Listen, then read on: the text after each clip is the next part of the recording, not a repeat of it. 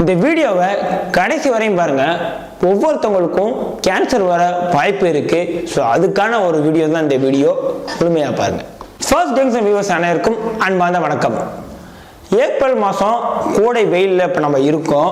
So இன்னும் மே மாதம் இருக்குது, அடுத்து ஜூன் மாதம் இருக்குது. இப்போயே வெயில் தாங்க முடியல. முன்னாடினா நம்ம வந்து அரபு நாடுகளில் தான் இப்படி வெயில் அடிக்கும் அப்படிங்கிற மாதிரி நம்ம கேள்விப்பட்டிருப்போம். இப்போ நம்ம ஊர்லேயே கடுமையான வெயிலாக இருக்குது. பைப் பத்திரம்னா தண்ணினா சுட சுட அப்படி ஹீட்டர்லேருந்து வர்ற மாதிரி வந்துக்கிட்டு இருக்கு.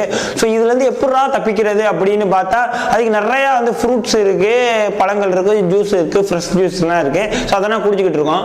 ஸோ அதில் குடித்தாவே டாக்டர் என்ன சொல்கிறாங்க, இதெல்லாம் கலப்படங்கள் இருக்கு, எசன்ஸ்ல கலப்படம் இருக்கு, அதுல ஜூஸ் வகையில நீங்க போற இதுல கலப்படம் இருக்குங்கிறாங்க. ஸோ கேட்கும் போதே ஒரு பயமா இருக்கு. ஏதோ கேன்சர் வருங்கிறாங்க, இல்லை அந்த நோய் வருங்கிறாங்க, கல் வருங்கிறாங்க. ஸோ கேட்கும் போதே வந்து நமக்கு வந்து பதட்டமாகவும் பயமாகவும் இருக்கு. அந்த மாதிரி ஜூஸ் வகையில தான் கலப்படம் இருக்கு. அதுல இருந்து தப்பிக்கிறதுக்கு நம்ம டைரக்டா பழத்தை சாப்பிடலாம் அப்படின்னு தர்பூசணி பழம் அந்த மாதிரி பழங்கள் எல்லாம் வாங்கிக்கிறோம்.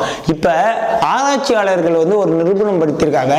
அந்த மாதிரி பழங்கள்லையும் நிறைய கலப்படங்கள் இருக்கு. அந்த மாதிரி பழங்கள் திங்கிறதுலையும் நிறைய கேன்சர் இந்த மாதிரி நோய்கள் வருது அப்படிங்கிற மாதிரி சொல்லியிருக்காங்க. இன்னைக்கு இந்த நிகழ்ச்சியில் அதை பற்றி தான் பேச போறோம். இந்த நிகழ்ச்சி பேர் தெரிஞ்சுக்கலாம் வாங்க. நான் உங்களோட சாம்ரியாஸ். வாங்க நிகழ்ச்சிக்கு போகலாம்.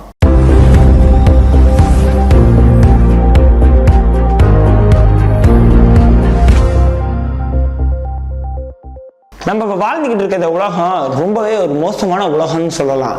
நம்மளோட முந்தின ஜென்ரேஷன் வந்து நம்ம தாத்தா கொள்ளு தாத்தா அந்த இதெல்லாம் பார்த்தீங்கன்னா 100 வருஷம் வாழ்ந்தாங்க, 150 வருஷம் வாழ்ந்தாங்க, 200 வருஷம் வாழ்ந்தாங்கன்னு நம்ம வந்து வரலாறு கேட்டிருக்கலாம், தெரிஞ்சிருக்கலாம். பெரியவங்க எல்லாமே நம்ம சொல்லியிருப்பாங்க.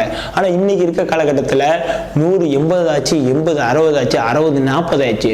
திடீர்னு காலையில் நல்லா இருக்காங்க, மத்தியானம் ஹார்ட் அட்டாக்ல இறந்து போயிட்டாங்க அப்படிங்கிறாங்க. ஸோ ஏகப்பட்ட குழப்பங்கள் இருந்திருக்கு. இப்படி எப்படி இறந்து போறாங்க அப்படின்னு பார்த்தா எல்லாத்துலேயும் கலப்படம். சமீபத்தில் பிளாஸ்டிக் அரிசின்னு நம்ம கேள்விப்பட்டோம், பிளாஸ்டிக் முட்டைன்னு கேள்விப்பட்டோம், பிளாஸ்டிக் காய்கறின்னு கேள்விப்பட்டோம். எல்லாத்துலேயும் கலப்படம்.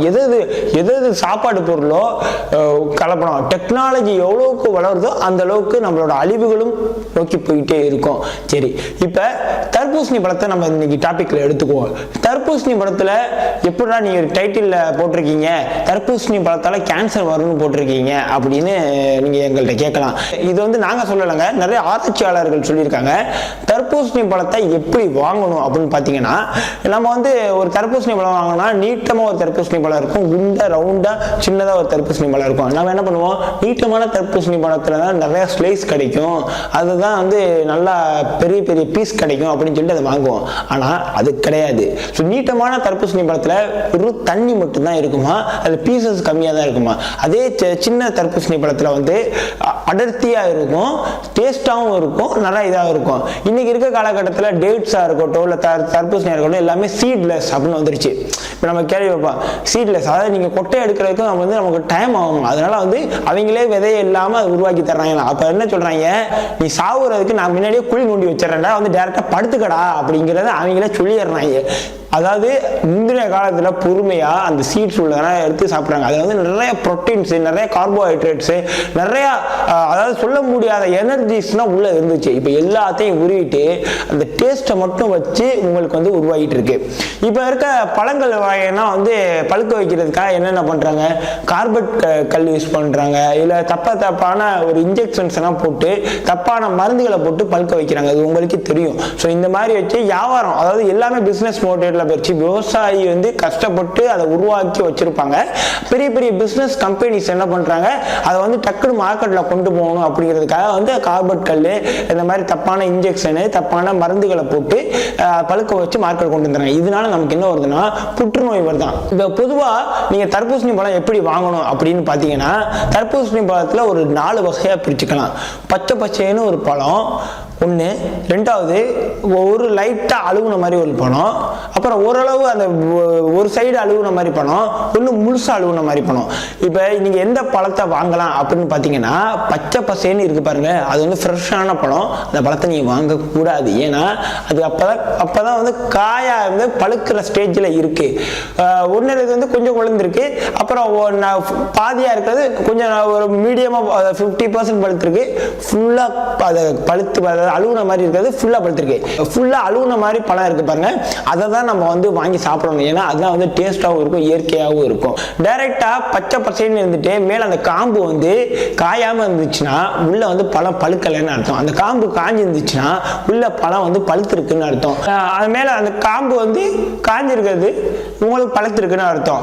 ஒரு 2 நிமிஷம் நம்மளோட உடம்புக்காகவும் நம்மளோட சத்துக்காகவும் நம்மளோட எனர்ஜிக்காகவும் நம்ம சாப்பிட்ற அந்த பழம் கொட்டை இல்லாமல் டக்குன்னு முடிச்சுட்டு சாப்பிடலான்னு நம்ம நினச்சிக்கிட்டு இருந்தால் நம்ம வந்து கேன்சரையும் இல்லை மற்ற நோய்களையும் நம்ம காசு கொடுத்து விலை கொடுத்து வாங்குறோம்னு நமக்கு தெரியாமல் நம்மளே செஞ்சுக்கிட்டு இருக்கோம்னு அர்த்தம். ஸோ அதனால வந்து டைம் ஸ்பெண்ட் பண்ணி ஸோ நமக்கு இயற்கையான இந்த வெயில் கோடை காலத்தில் வந்து இயற்கையான ஒரு இதை வந்து பார்த்து நல்லா உங்களுக்கு தெரிஞ்சிடும். அதாவது கல் வச்சு பழுத்த பழமா இல்லை ஏதாச்சும் இன்ஜெக்ஷன் போட்டு பழுத்ததா இல்லை தப்பான மருந்து போட்டதானே உங்களுக்கு அந்த பழத்தை வாங்கும் போதே நம்மளால கணிக்க முடியும்.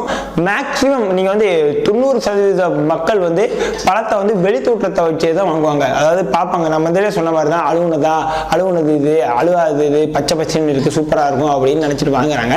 பட் அப்படி கிடையாது. நீங்கள் வந்து எப்போவுமே அந்த கடைக்கார்ட்ட சொல்லி அண்ணே இதை எனக்கு கட் பண்ணி கொடுங்கண்ணே, கட் பண்ணி அப்படின்னு உள்ளே பார்த்துட்டு ஒரு ஸ்லைஸ் சின்ன சாப்பிட்டு பார்த்துட்டு வாங்குங்க. அப்படி வாங்குனீங்கன்னா உங்களோட வாழ்க்கை என்றைக்குமே வந்து தெளிவானதாகவும் செம்மையாகவும் இருக்குங்கிறதுல எந்த மாற்று கருத்தும் கிடையாது. இந்த வீடியோவை நீங்கள் பார்த்துட்டீங்க, நமக்கு தெரிஞ்சவங்க நம்ம ஃப்ரெண்ட்ஸாக இருக்கலாம், நம்ம சொந்தக்காரங்களாக இருக்கலாம், அவங்களுக்கு இந்த வீடியோ ஷேர் பண்ணுங்க. ஏன்னா இன்னைக்கு காலகட்டத்தில் பல நோய்கள் பரவிக்கிட்டு இருக்கு. கேன்சர்னு சொல்கிறாங்க, கல்லுன்னு சொல்கிறாங்க, கண்ட நோய் நம்ம கேள்விப்படாத பேர்னா சொல்கிறாங்க. காலையில் ஒருத்தர் நல்லா டிஃபன் சாப்பிட்றான், மதியானம் இறந்துட்டாங்கன்னு சொல்கிறாங்க.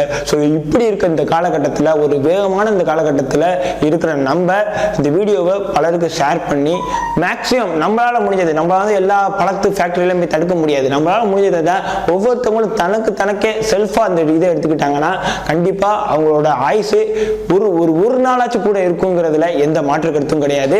உங்கள் பக்கத்தில் இருக்கவங்க உங்கள் ஃப்ரெண்ட்ஸ் மேலே நீங்கள் வந்து ரொம்ப அன்பு வச்சுருந்தீங்கன்னா இந்த வீடியோவை ஷேர் பண்ணுங்க அப்படின்னு கேட்டுக்கிட்டு உங்களிடம் விடைபெறுவது சாம் ரியாஸ். நன்றி, வணக்கம், பாய்.